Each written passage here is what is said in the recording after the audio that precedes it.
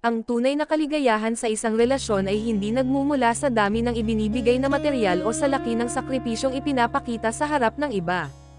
Ito ay unti-unting nabubuo mula sa katulusan ng pagmamahal na tahimik na umiiral sa araw-araw. Ang katulusan ang nagiging ugat ng lahat ng kilos na may layuning magpasaya, mag-alaga, at magbigay ng kapanatagan sa isang kapareha.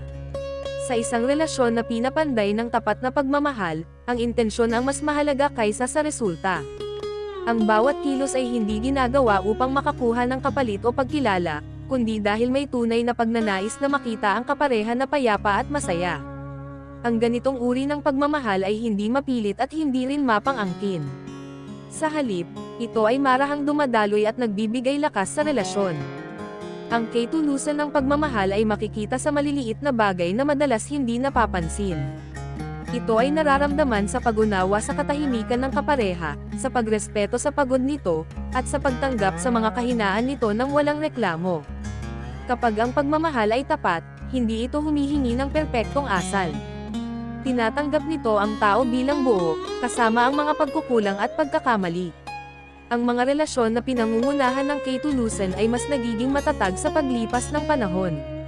Kapag ang pagmamahal ay hindi nakaangkla sa kondisyon o sitwasyon, mas nagiging handa ang magkapareha na harapin ang pagbabago. Ang saya ay hindi nawawala kahit dumaan sa yugto ng pagod, problema, o kakulangan, sapagkat ang pundasyon nito ay hindi marupok. Ang pagiging tapat sa pagmamahal ay nangangahulugan din ng pagiging tapat sa sarili. Hindi kailangang magpanggap o magbago upang matanggap. Sa halip, ang relasyon ay nagiging ligtas na espasyo kung saan maaaring ipakita ang tunay na damdamin. Sa ganitong kalagayan, ang pagmamahal ay nagiging mas malalim at mas makahulugan. Kapag ang katulusan ang nagiging sentro ng relasyon, ang pagpapasaya sa kapareha ay nagiging natural. Hindi ito nagiging obligasyon o mabigat na tungkulin. Ang pag-aalaga ay kusang ibinibigay dahil may malasakit. Ang oras ay inilalaan hindi dahil sa takot na mawala ang relasyon, kundi dahil may pagpapahalaga sa presensya ng isa't isa. Ang mga relasyong walang katulusan ay kadalasang napupuno ng pagod at pagkadismaya. Kapag ang pagmamahal ay ginagamit bilang kasangkapan upang kontrolin o magdikta, unti-unting nawawala ang saya. Ngunit sa relasyong may tapat na pagmamahal, ang kaligayahan ay hindi ipinipilit. Ito ay kusang umuusbong dahil may tiwala at respeto. Ang katulusan ng pagmamahal ay nagiging malinaw lalo na sa mga panahong mahirap. Sa gitna ng hindi pagkakaunawaan, ang intensyong manatiling patas at maunawain ang nangingibabaw. Hindi agad hinahanap ang sisi, kundi ang solusyon.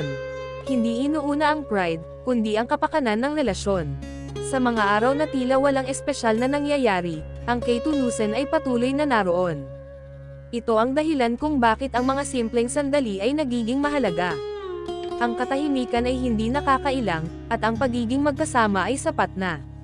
Sa ganitong uri ng relasyon, ang kaligayahan ay hindi palaging maingay, ngunit palaging nararamdaman. Ang pagpapasaya sa kapareha ay hindi tungkol sa pagpapakitang gilas o pag-abot sa inaasahan ng lipunan. Ito ay tungkol sa pagiging consistent sa pag-aalaga ng damdamin. Kapag ang pagmamahal ay tapat, ang bawat kilos ay may saysay kahit hindi ito nakikita ng iba. Ang katulusan ay nagbibigay daan sa mas malalim na koneksyon. Kapag walang takot na masaktan o iwan, mas nagiging bukas ang komunikasyon.